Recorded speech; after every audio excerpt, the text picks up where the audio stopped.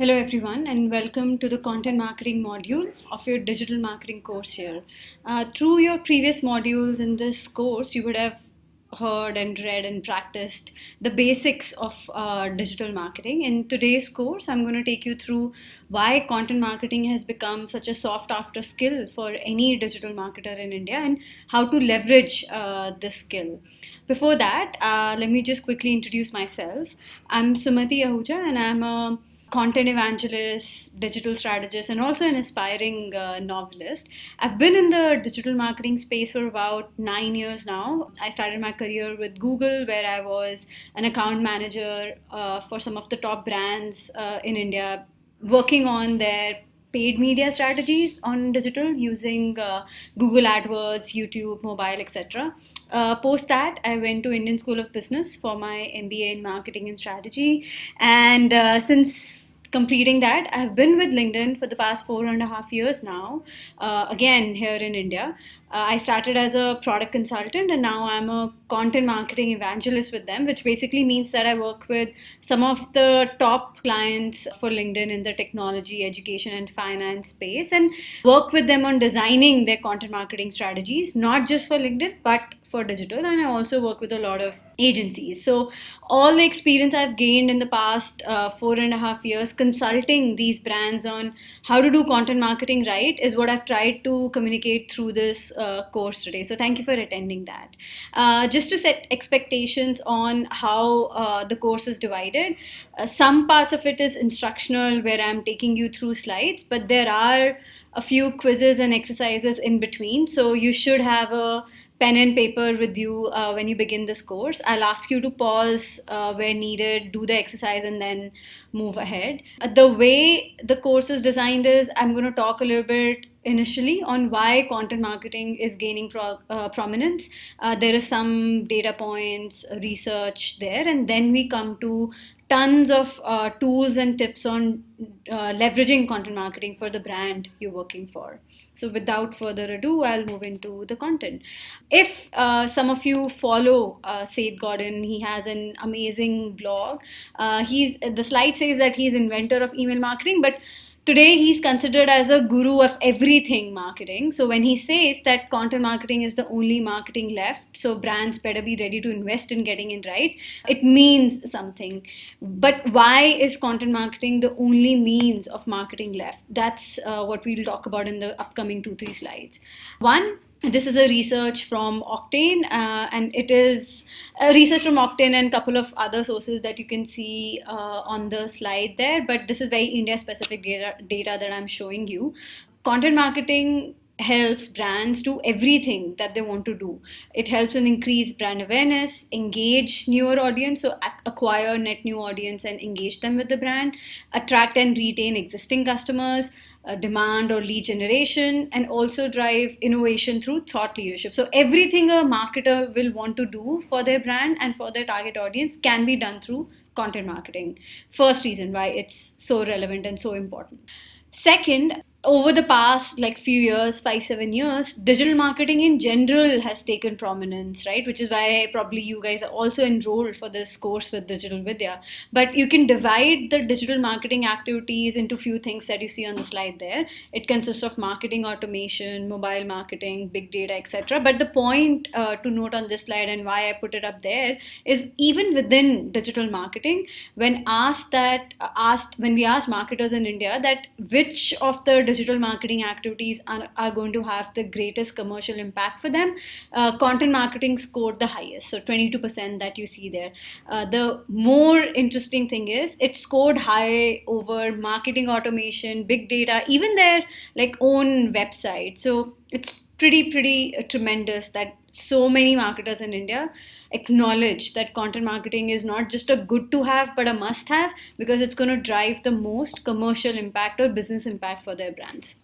One more stat now, just changing the conversation. So we have established that why content marketing is important, but now let's talk about like, do people know how to do it right? So 70% of Indian marketers do believe that it plays a role in converting leads to business, which is why, like we saw in the previous chart, it is the number one commercial activity that they're banking upon. But the bigger reason why this shift in paradigm happened, or this shift happened that people suddenly started to notice content marketing, is because the way consumers are interacting with brands is changing. A Millward Brown survey talks about that, say 10 years, 12 years ago, when we spoke about marketing, it was about share of wallet or share of voice. So that's why brand used to do, brands like HUL, brands like all the FMCG brands that you see doing such amazing advertising on print, digital, TV. It was all about having recall with the consumer. But with internet being so prominent today, and us having access to internet through connected devices, smartphones, everything, it's moved from a share of voice conversation to share of experience. But what do we mean by share of experience? Share of experience means that as a marketer, you're now supposed to control every step, or at least influence every step of the experience somebody has before they buy from you. So the only way to control or influence every step of a prospect's experience is through content. So, by the end of the session, you will learn some myths about content marketing. So, from my experience, I have tried to talk about 5 myths that people think are the right way to do content marketing, but it's actually not. Next, we'll go on to how would you identify and create good content if you have to do that for your brand or for your organization. Third would be, okay, we have some tips in place on how to create good content. We'll talk about a framework to begin a content marketing program. After that, very, very important, it's not just important to create a content marketing program. You should know how to drive ROI through these content programs, or return on investment, or measure the impact that these programs are having. So I'll show some tips and share some frameworks there as well. And in the end, I'll leave you with some key resources and tools that you can refer back forever, even after this course on doing content marketing right. And like I said, we'll stop in between all of these sessions to do some exercises. So, content marketing myths. The first myth is that B2B content needs to be serious. So, people believe that since B2B brands are talking to senior audiences, say like CIOs, CFOs, IT decision makers, and they're talking about a product which is probably technical mostly in nature, they feel that it needs to be serious. But it's a big, big myth. B2B content doesn't need to be serious. Content in general, whether B2B or B2C, just needs to be engaging. Why do I say that? We saw that 70-80% of Indian marketers believe that content marketing is important and they want to invest in it. But the struggle is that 54% of them don't know how to create engaging content, which is why the tip we have for marketers is, don't think about like B2B content needs to be serious or it needs to be geeky, it needs to talk about all the technical details of your product. The content just needs to have emotional resonance with the audience that you're talking about, because at the end of the day, it's a human you're talking to.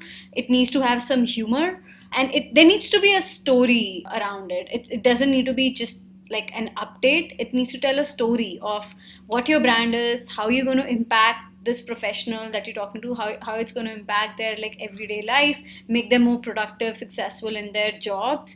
That's what the content needs to solve for. So here I want to share a case study with you guys. Cisco has been running a microsite online called The Network. Cisco, as you know, it's in the telecommunication space. They have pretty dry products, so to say. It's technology products, right? Routers, switches, stuff like that. But on this particular website, The Network, in place of talking about these networking solutions or telecommunication solutions, they have built a community where people can bring stories of how Cisco's telecommunication products and services are changing lives, improving lives in many cases.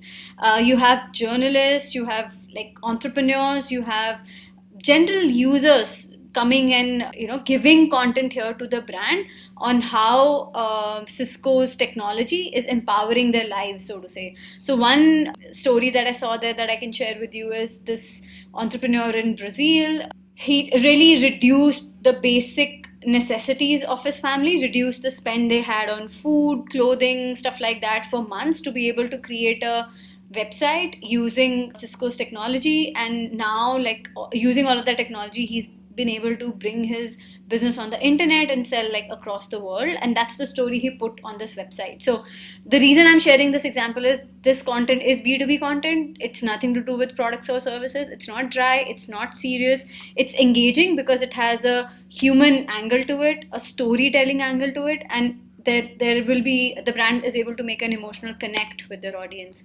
The second example I want to share is Rico in India. Again, a very, very B2B centric brand. Their target audience is IT managers, IT decision makers. So, in place of going and talking about their products and services, they came and did a brainstorming session with us on LinkedIn. And the idea that the agency, client, and we decided on to go for was to create a comic strip, keeping the IT manager that they talk to every day at the center of it. And the comic strip would be about picking up the everyday problem of an IT manager in a humorous, again, human way. And as part of that conversation, Rico can talk about how they can solve for these everyday problems for the IT manager. So on the screen, you see particular like personal and humorous sort of screenshot. How can Arjun impress his girlfriend by solving his time management issues in his IT life? But if you click on that link, it'll really talk about how using Rico's technology, the IT manager can save a lot of time doing repetitive tasks, and that's why like he'll save time to do something in his personal life. So to tell you the impact of such a thing, Rico ended up being the most engaged brand in the technology sector on the platform for weeks because of this comic strip that they were running. So yeah, I hope that I've broken the myth that B2B content doesn't really need to be serious. It just needs to be engaging. The second myth is that it takes a village to do content marketing, and by that I mean brands and marketers feel that it'll take a lot of time and resources to do content marketing right. That's not really the case. At LinkedIn, we not only sell content marketing solutions, we actually are a platform that is doing content marketing right for our own brand, and it is a global brand. We are in multiple countries. We promote our own content in multiple languages, but this is the team we work with globally. Just 4 people there. One of them is the visionary, like who thinks about what the content strategy needs to be. One of them is the social guru who thinks about how do we promote it across the social channels that we're part of. One is like an editor-in-chief who'll actually write the content, edit it, make sure everything is right. And then we have one person dedicated to the LinkedIn blog. Other than these 4 people, we just have one person in each of the other markets. So one person in the Asia Pacific market, one person in the EMEA market, who will leverage all of this global content, localize it, use it for local marketing campaigns. So 6-7 people is all we work with at such a big organization to do content marketing right. And we believe if we can do it, everybody can do it. It's just about having the strategy right. It's not really about having too many resources. The third myth is that lead generation is a KPI for the demand gen marketer alone. So what generally happens in companies is like a marketing team is generally divided into some people who are just working on branding, awareness, exercise, corporate branding and stuff like that. And there'll be a couple of people or a team dedicated to demand generation activities. And the marketing team feels that overall, like if I'm not part of the demand gen team, it's not my job or it's not my KPI to generate leads. I can do like whatever I want. That's not really the case. We need to move from demand generation to demand management. We need to build integrated marketing teams where it's not only an integrated marketing organization where the team working on brand awareness, engagement, acquisition are all talking to each other and collaborating with each other, but the marketing organization also goes ahead and talks to sales representatives. They make sure that with whatever campaigns they are running on the marketing side, they have relevant content on the website to give somebody more information on it, and then also talking to the products and service team to tell them what we are talking about their products and services. So to give you an example, if the marketing team is or the demand gen team is putting out a webinar where they'll be collecting leads, they need to work with the sales guys on first ensuring the right sort of customers are invited for this webinar. They need to tell the sales representatives how we are pitching the webinar. So if their customers ask them, they should know. We should tell the whoever is going to work on these leads that are being generated and calling and following up on, for example, should also know what was promised in the webinar so that they can talk to these guys and move them ahead in the funnel, so to say. They should have more content on the website. Like if somebody has attended the webinar on a product or service, and they want to know more about this particular thing and just Google the brand or Google the product, they should be able to have more content to read about. So the demand gen team needs to work with the team managing content and website in this case. So moving away from just having one team working in a silo generating leads to coming together as a sales and marketing organization and managing demand. The fourth one, social media followers care about your brand. A few years ago, when internet and social media really came at the center of marketing strategies, all brands spent a lot of time creating follower base on social media channels like Facebook, Twitter, LinkedIn, Instagram, and these days Snapchat. But one thing we forget is the reason all of these people or thousands of people that you have spent time gathering on these social media channels, you need to know why they are following you. They don't really care about your brand, and it's not actually a bad thing. What do I mean by that? If somebody is following the L'Oreal brand online, I don't wake up every day thinking, oh, let me go check what is the new product that L'Oreal has launched, unless I'm ready to like buy something. So they don't really care about your brand in the sense they're not following to know more and more about you. They care about themselves when they are following that brand. So anytime you put a piece of content out on your social media channel, you need to buy into this concept of the giving economy, that stop selling your products and services alone, but start giving back value, information, tips, tools. That should be the majority of content you're giving to your followers instead of trying to sell. Last one, and then we'll move to an exercise in another section. The fifth myth is that more content means better performance. So all of the stats that I showed you, which talk about how content marketing has become a major activity for digital marketers in India, has led to this abundance of content being created. People just feel that the more content I show to people, the more likely they are to become my customers. But CEB, Corporate Executive Board, actually did this research that if you just bombard people with content without it driving any value, they will become detractors and not really promoters of your brand. And because of the same behavior we have where we just want to create like more and more content, it just led to a content shock. Like we generate 5,000 media messages per day just in the 10-15 minutes that I've been talking.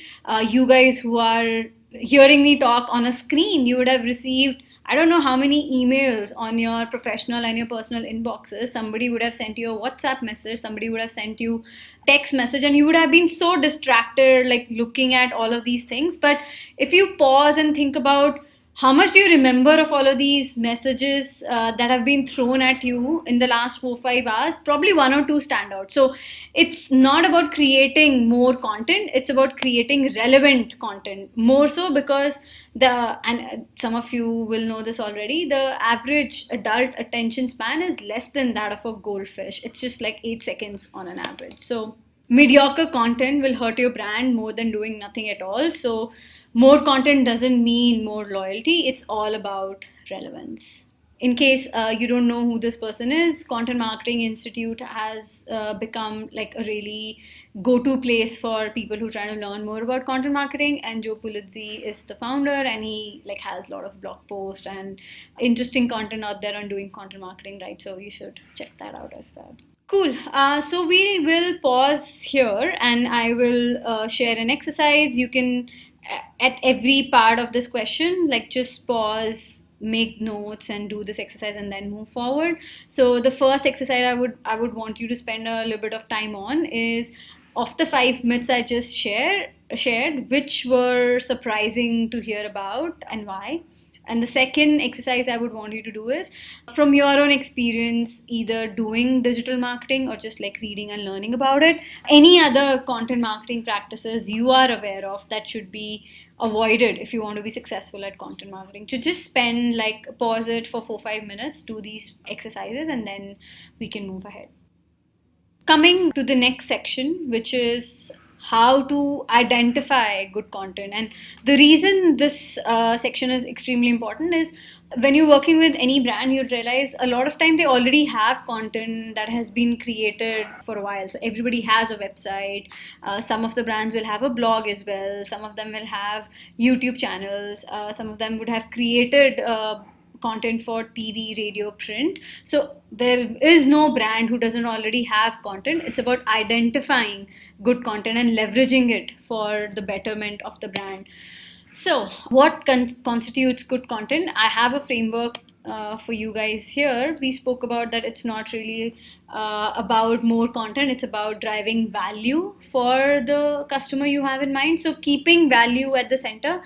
Good content is the overlap of content that's entertaining. So something that you saw Rico do, which it was entertaining because it's a human angle, it's a comic strip. Every day you look forward to, oh, what is the problem this IT manager is going to face today? And it, at the same time, it's informative and educational, that if I relate to that problem, I can click on that link and read more about it. So content that's at the center of being entertaining and informative is what constitutes good content. So this is one tip like you can have always when you have to decide whether the content you're posting is good or not. Some more ways to look at good content is, it needs to be helpful, inspiring, entertaining. So helpful in the sense, will it make your audience more informed, productive, successful in their day-to-day job? Inspiring, that if you have access to leaders in your organization or subject matter experts in your organization, can you put out content which will inspire these people to do things the right way? Again, like add more value to their professional life. And entertaining, because at the end of the day, everybody wants to read something that's entertaining. If I'm spending 2, 3, 4 minutes of my time reading a blog post or reading a content piece, I not only want information, I want information consumption in a way that's entertaining and worth the time I'm spending. So having a human angle, emotional angle, or story around your content will make it entertaining. So how can, as a brand, how can you think about creating good content? So again, like I have a framework for that.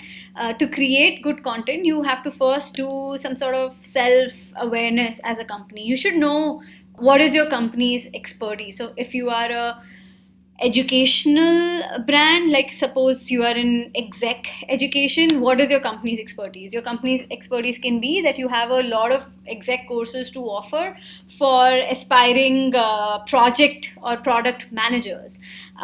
Then think about what are the audience pain points and interests, the audience or the customers that you're selling to, what is their life like? So continuing this education example, if you are an exec education company and your expertise is product managers and program manager sort of courses, you need to think about people who want to be product managers and program managers. What are their pain points? Some pain points can be, it's a very competitive job space to be in. Second, few jobs, but a lot of people aspiring for this particular sort of job.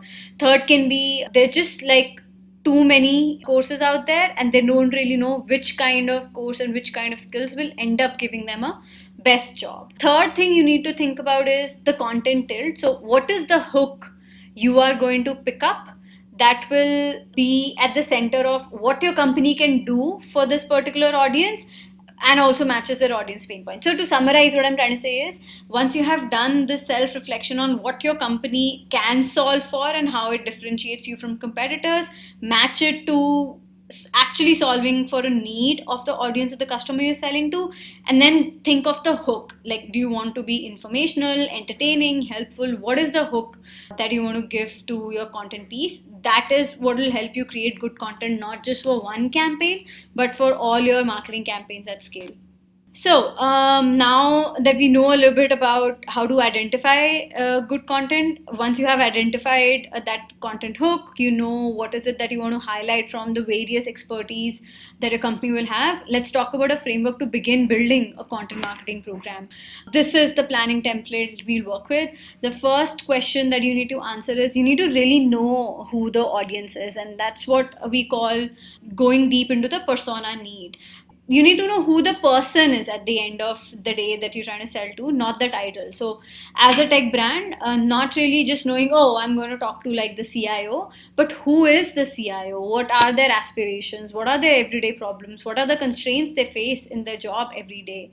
Next, what is about your offering that will appeal to them, and why will they care about buying from you? So very, very important to get this persona nailed down. Next is the business challenge. So as a marketer, you need to know that when you're running a content marketing campaign or a content marketing program, what is it that you want to solve for? Do you want to solve for awareness? You want to solve for a shift in brand perception? You're trying to solve for a product launch or demand generation, whatever that is. Third is big rock content, and we'll talk more about what do I mean when I say big rock. But basically, you need to develop 2-3 pieces of content which will last a while. So like an investment in, say, a research paper or a white paper webinar, or any sort of maybe interview series, for example, which is both entertaining and informative, but something that will last a while. Like it remains relevant for this persona, not just for one campaign, for multiple campaigns, and it keeps on solving for the business challenge you had in mind.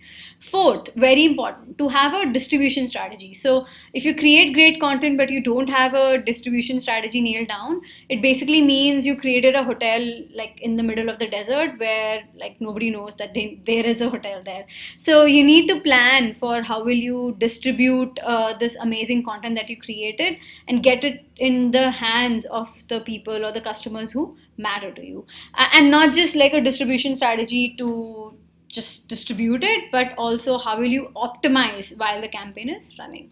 So now I have like a series of tips on how you can do all of these 4 things that we spoke about. The first tip is set goals, objectives, and metrics. So I spoke about in the previous template that you need to have the business challenge very clear in your mind. So if the business challenge was lead generation booking, so you need to understand like where is it. You need to understand what you're trying to solve for in order to get there. So if you know it's lead generation or new bookings that you're going after for the brand, just having goals and metrics in mind, that what is it that you will judge yourself on. So it can be marketing qualified leads, sales qualified leads, or actual closed bookings for your business. If the goal that you have in mind is brand perception or awareness, then the goals can be that you're going to conduct maybe an brand impact study, like a research pre-campaign, post-campaign, which is comparing like after having done this brand awareness campaign, did your unaided recall go up? Are more people likely to recommend your brand to peers now after having done this brand awareness activity? Yeah, like if the other objective you have is creating customer advocacy, basically, which means that your own customers are recommending your brand to people in their network, you need to have like a metric to measure that as well. Next, like we spoke about, that you need to know really everything about the persona you have in mind. I just have some tips here on how to build that persona. So just saying that I'm going after a small business or I'm going after a IT decision maker doesn't really mean that you know the persona. You need to understand what is the information that your buyers want and need to make that purchasing decision.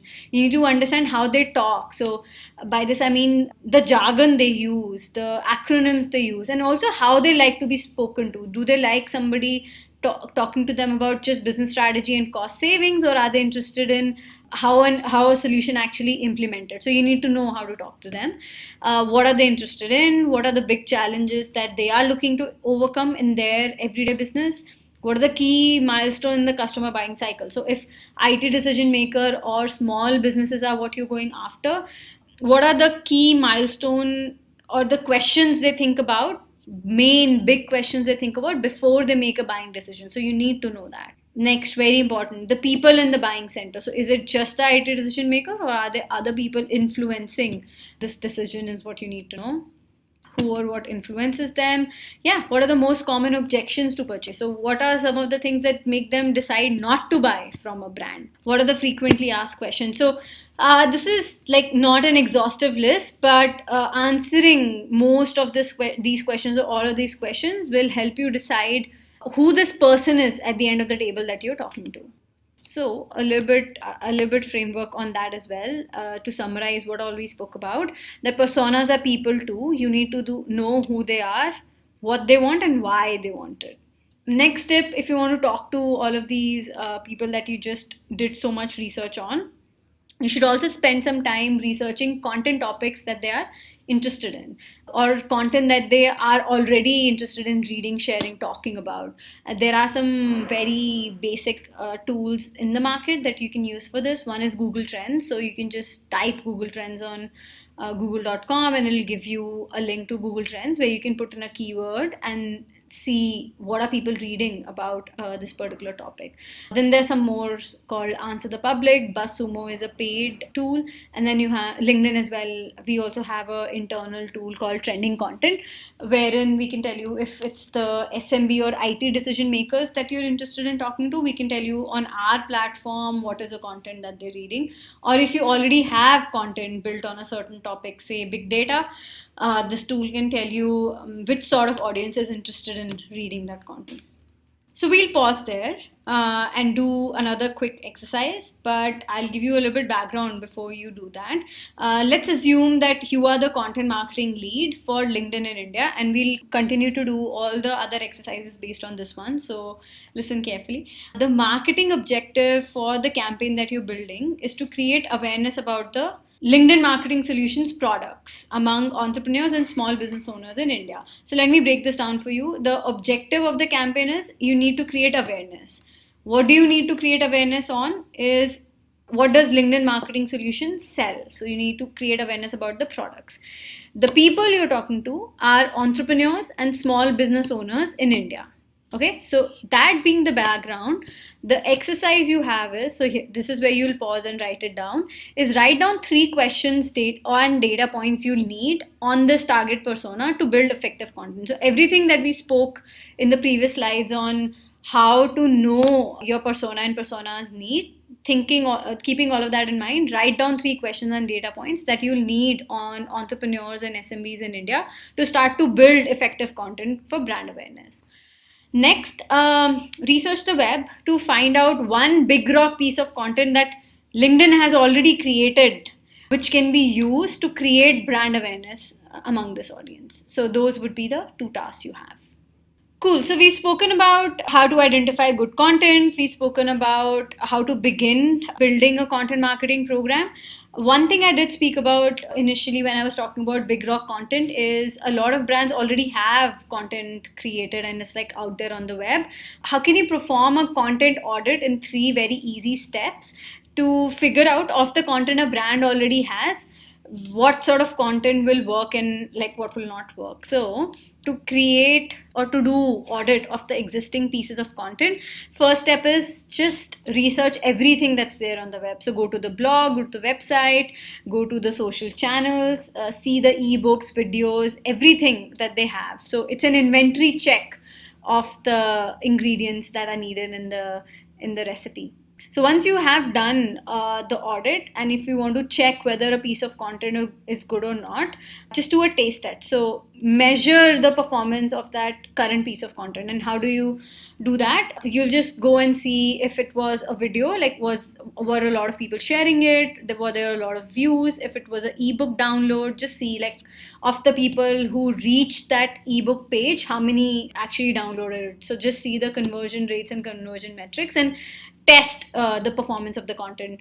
So if you need to decide whether this piece of content that we're talking about, or the ebook or the video that we have in front of us, is it ready to be repurposed in your campaign, just see how the content performed. So good or average. If the content performed good, think about the platform where you want to repurpose this. So just to give you an example, if the ebook was first promoted on TechTarget, and now you want to decide whether that ebook can be promoted on LinkedIn as well, the next question to ask is it relevant for LinkedIn as a platform?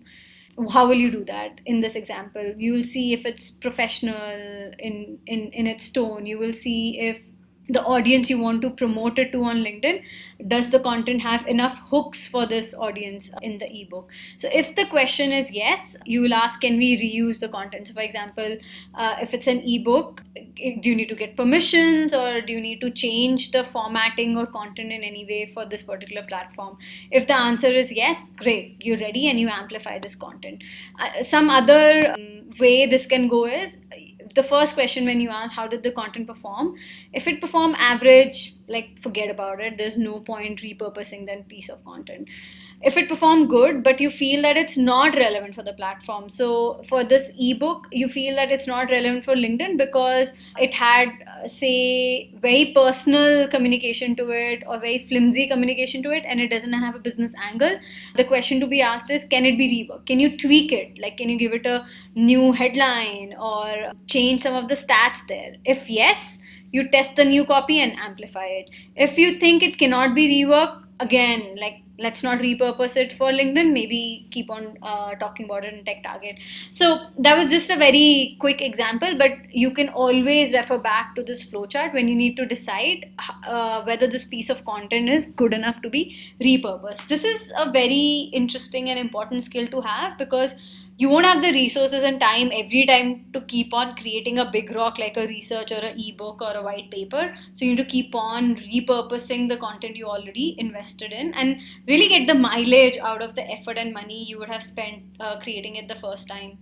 So one more analogy on why repurposing is so great and like how to do it. I talked about Big Rock, right? Big Rock is a white paper or a big piece of content that a brand invests in, and repurposing is about slicing and dicing that same piece of content to use it over a long period of time. And for that we take the turkey example. So assume that Big Rock is nothing but a turkey. So for people familiar with the American holiday of Thanksgiving, you know that people roast and bake this 8 pound 10 pound of turkey over like 6-8 hours, and then they don't eat it all that same day. That turkey is put into sandwiches, salads, and like whatnot through the month, for example. So that's exactly what we mean by repurposing Big Rock content, that it's this big turkey you invested so much time and effort in. Now you need to slice and dice it to keep on using it over a long period of time. And how to do that? From that same Big Rock research, for example, you can slice it into interviews, you can slice it into blog pieces, you can create videos, webinars, infographics, slide and slideshare presentations out of it. You don't have to do all of it for every Big Rock piece of content, but the point here is, don't just use it for one campaign, slice and dice it in different formats so that you can use it in a lot of different platforms and reach out to a wider and bigger audience. But also because if you change the tone of this Big Rock from interviews, blogs, videos, more and more people will be interested in reading this content. So yeah, and then you can choose the channels on which you want to promote all of these slices that you have created.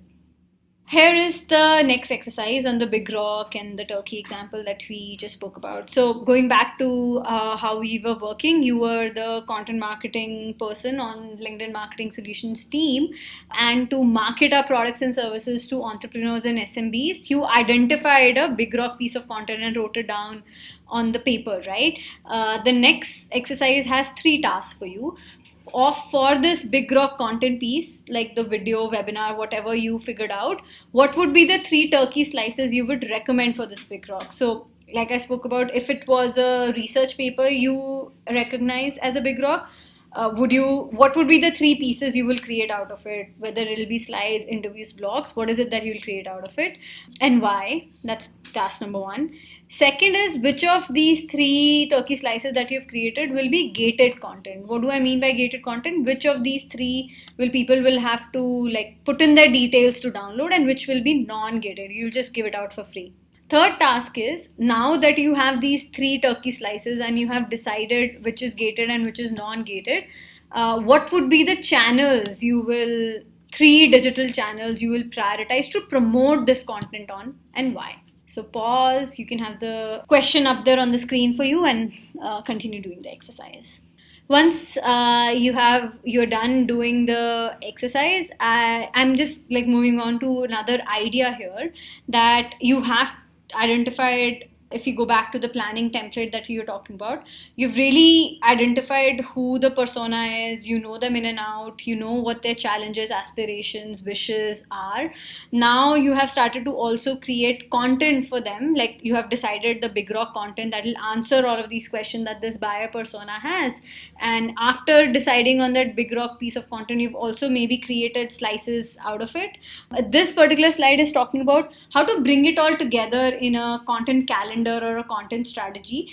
Taking the whole turkey example ahead, turkey is a one sort of food, and I'll give you the different content types you can have other than this big rock piece of content in your content calendar, taking that same food analogy. So turkey content is that valuable time consuming project, right? Like it's a big research or ebook or white paper that you have built. But you can also build raisin brand content. So basically it's the basic everyday content that you can dish out very quickly. Then the other type of content can be spinach content, so the stuff that's good for you even if it's difficult to chew. So interviews and results. So this is content which can be a little bit boring to read, but it's very important, or not boring, but like time consuming to read, but it's important for your audience to know about it. Next can be chocolate cake content. So it's just entertaining, light. So the myth content that I spoke about in the beginning of my presentation, that can be chocolate cake content, that it's light, easy to read, easy to digest, and everybody wants a second piece of it. Next, last type of content can be Tabasco content. It's just feisty. So it's basically, if you are a brand who is a challenger or maybe the leader in your category, you don't always want to report on what's happening in the industry, but if you want to take a strong opinion on what should happen in the industry, where should the industry go, it can also be a little bit shocking for people sometimes, but taking a stand and being feisty is what this content is all about. So when you have mix of content like that, then you can start to build a strategy that what is it you will post like every day, and have a mix of all of these food groups for your audience. It'll serve for variety, it'll serve for a lot of information, entertainment for your audience. So this is just a sample to say there needs to be a variety of content in your content calendar. Yeah, this is one particular framework or example on how you can build a content calendar. This is how we do it at LinkedIn. We put a target audience, whether it's the entrepreneur or the SMB, whoever we have in mind, then the topic, what is it that we're trying to answer for this particular audience? What question are we trying to answer for this particular audience? What do I want to do with this content? Like, do I want to promote it organically, or do I want to have paid angle to it? And then do you write out that content, like whether it'll be an image, whether it'll be a video, what is it, what is the headline, and then like the copy and the URL I want to take them to. And yeah, this is another way we do our content marketing planning for the audience. The same persona questions we were talking about, for the audience you have in mind, just jot down questions. What do you want to say to this audience? Why does your audience care for this? How will you measure success of this particular piece of content? And then what is a call to action you want to put out there? You want them to download something? You want to just like drive them to a video? What is it that you want them to do? So it's necessary to do this sort of exercise, because it'll help you determine the hook you want to have in your content for this audience. Doing both these exercises that I just spoke about, here is how your content calendar will start to look like. So you'll have the audience up there in front of you, and you'll have their buyer journey. So you'll know, so a buyer will go through learning about your solution. It'll go through, other question in their mind would be how the solution solves for me. Then they'll compare you with competitors, and then they'll make a decision to purchase. And then when they become a customer, they'll want content on how to start using your products and services, how to grow, maybe start to use other products and services you have to offer, and then how to get other people onboarded and like create advocacy basically for you. So for your sample content calendar, you should start to plan what content pieces you have to solve for all of these questions in the buyer's mind. And when you start to, and also like the whole food groups that we just spoke about, try to have a mix of Turkey, Raisin Bran, Tabasco, like all of that content we spoke about. At the end of the day, you should have at least one piece of content that's answering for all of this. And doing this exercise can make you realize that, oh shit, like I don't have anything which is, I have very less content that's talking about onboarding. So I may be very good at getting somebody interested in my product and buying my product, but I don't have enough content out there to help them use it effectively. So having a content calendar will not only help you be strategic about your content marketing campaigns, it will also help you identify gaps you have on which you need to create content.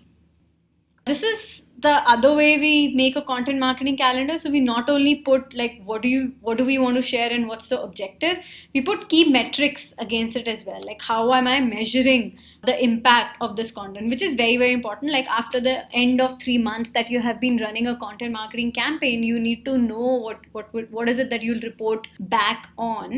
So that's another way to build a content marketing plan.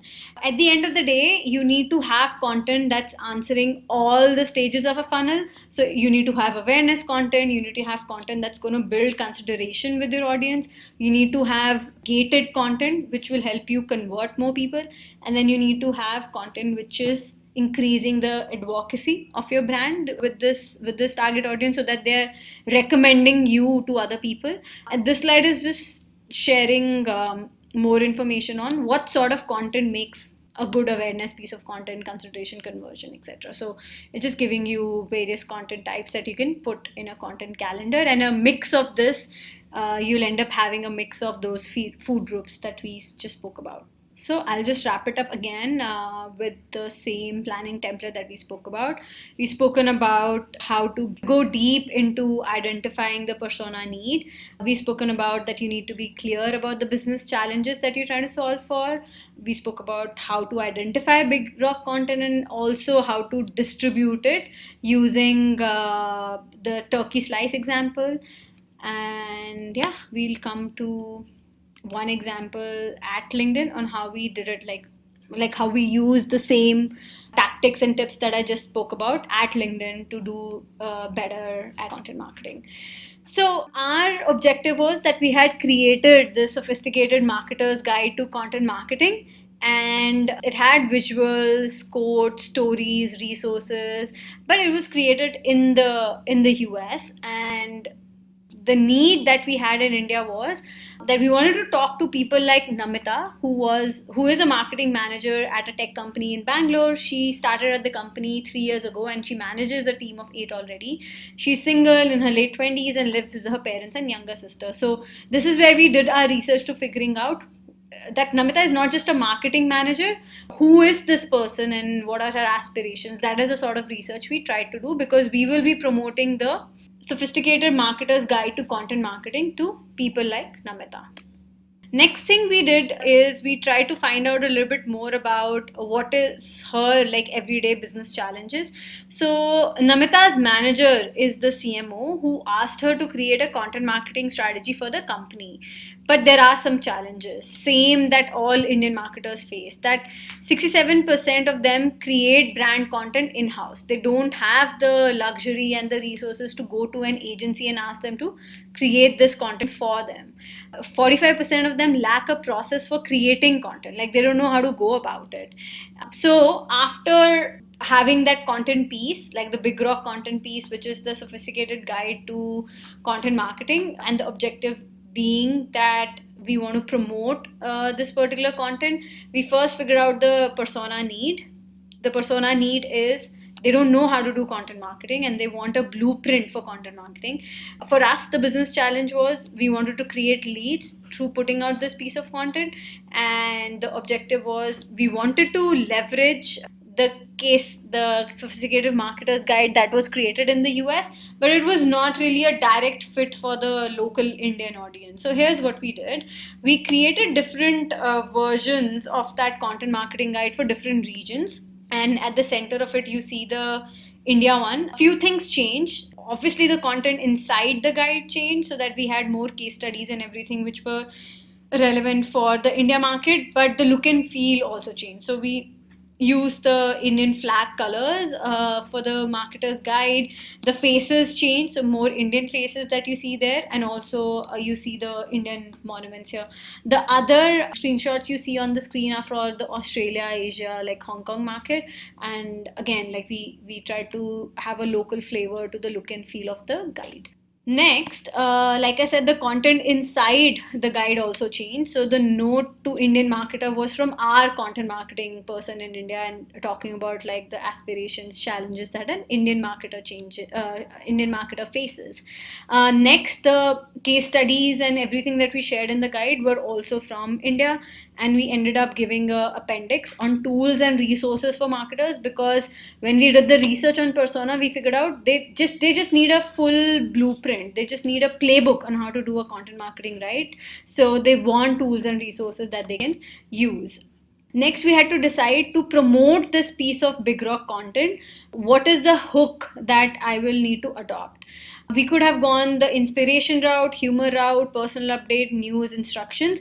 But again, we did a lot of research for each market on what is it that I want to, what is the hook that I want to adopt for this content.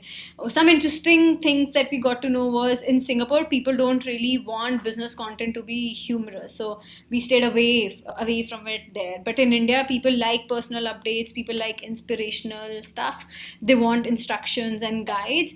And we got to know that Namita uses multiple social media platforms daily and shares a variety of content with her network. So using all of this information is when we created hyper local content marketing guides. We decided on a distribution strategy. So our distribution strategy was search, email, publications. Our own employees were using it. We of course used LinkedIn to promote it, and then we also use Facebook, Twitter, Instagram, like everything to distribute this piece of localized content. Then we started to test our distribution strategy. So first you saw that guide that we had created. These are the updates we created to promote on social media channels, and we A/B tested which update is giving us the best possible response. And it was like the third update that ended up giving us the best response, and like over a period of time we paused the others and started to run with this particular update. Like we shared that Big Rock Turkey example, the content marketing guide is an ebook, and it has some like 20 pages or something. So we repurposed it and sliced it into various formats like mini guides, infographics, blogs, in-person events, podcasts, webinars, SlideShare, and even did sales enablement and PR activities around it. Mini guides was pretty interesting. So we not only created a overall Indian marketers guide to content marketing, the mini guides were how to do lead generation as an Indian marketer, or how to do brand awareness with content as a India marketer.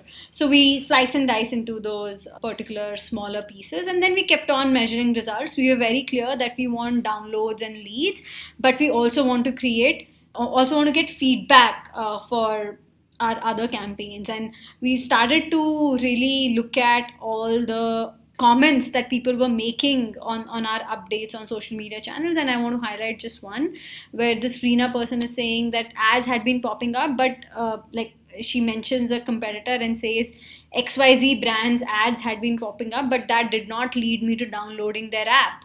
But your ads did lead me to downloading this guide, and what next. So we kept on reading comments and getting feedback on improving our content marketing strategy. So if I summarize everything we spoke about right now, you need to first get the persona need right, but also humanize the audience. It's not just an IT decision maker at the end of the table, it's a human that you're talking to.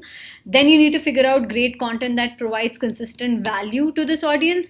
And then you need to figure out a distribution strategy to deliver this content in context, and then also have measurement metrics in place on how you're going to judge the performance of this campaign and optimize this campaign.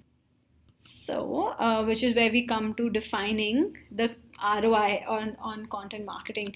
So, we're not going to talk about the what. Like a lot of metrics are available, and again, like as you have gone through this digital marketing course, you may have done some course or some module already on digital marketing analytics, like clicks, conversions, leads, and all of that great stuff. That's the what. Like all of those metrics exist. What we want to talk about is the so what. Like you will have all of this data available available as part of your content marketing or digital marketing campaigns. You need to figure out how to use insights and analytics from this data to make decisions on optimizing this campaign and driving more business value for your brand.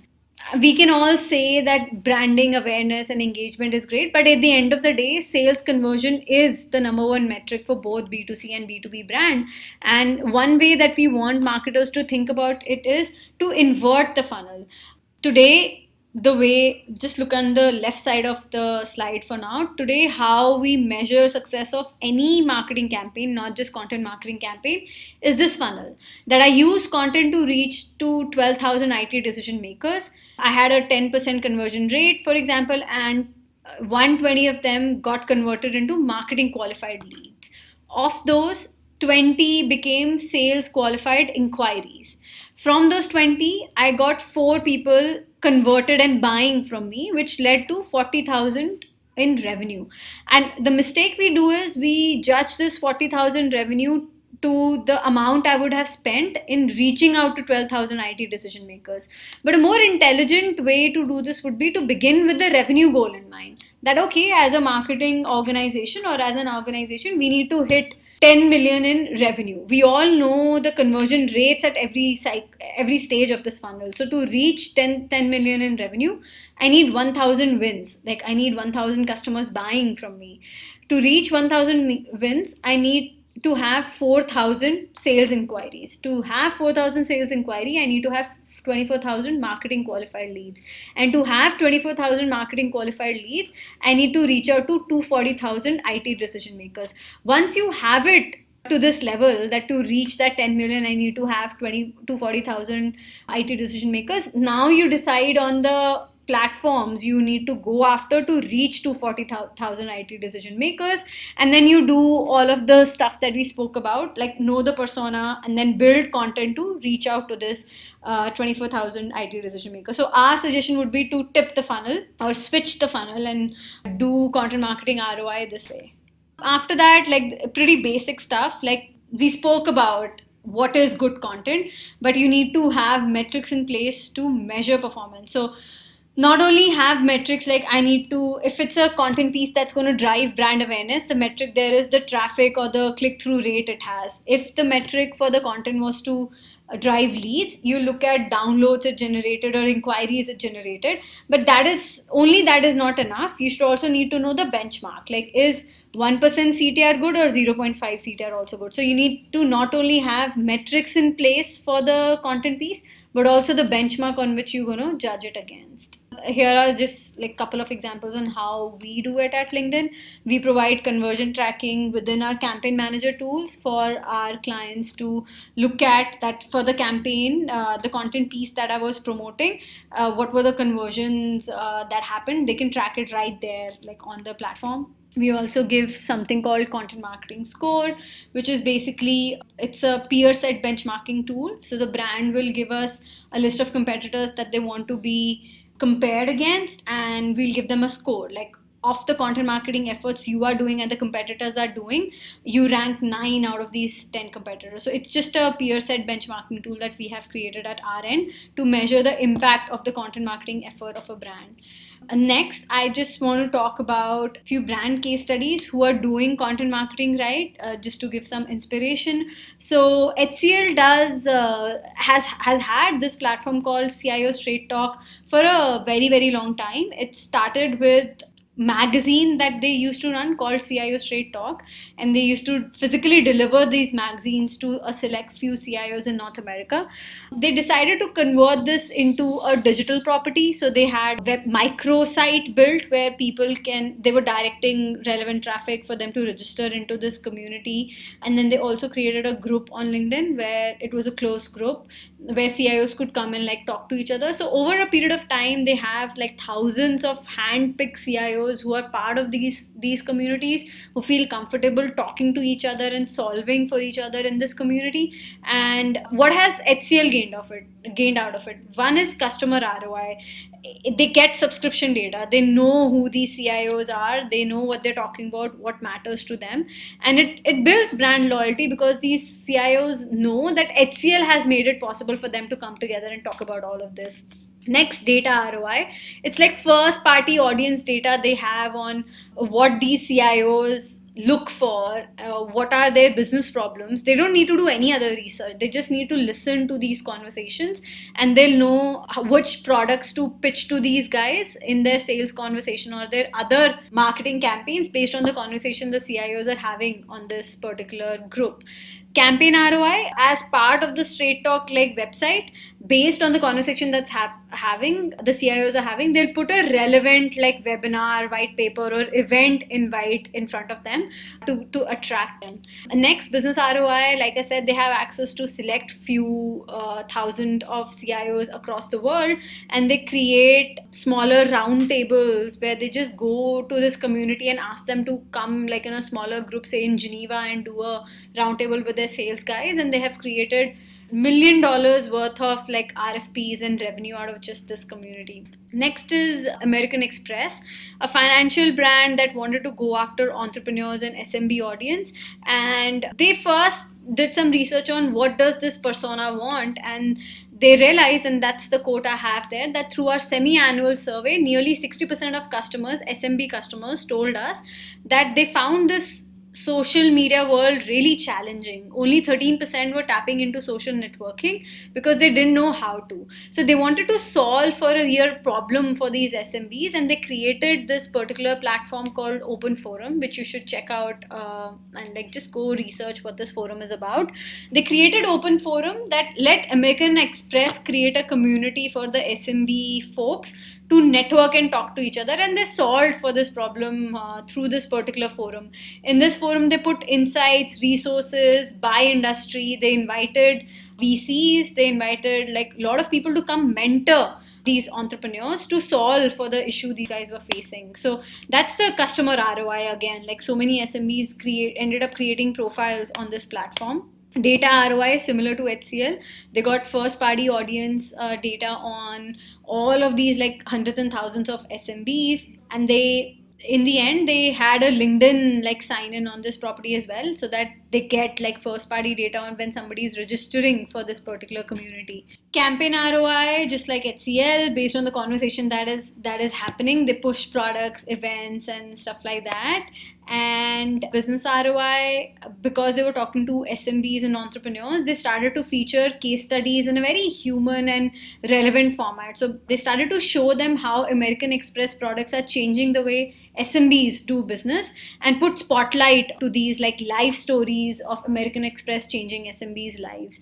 So that's pretty much it for American Express. Coming to Red Bull, like all of us know, whenever we think of content marketing, we think of Red Bull.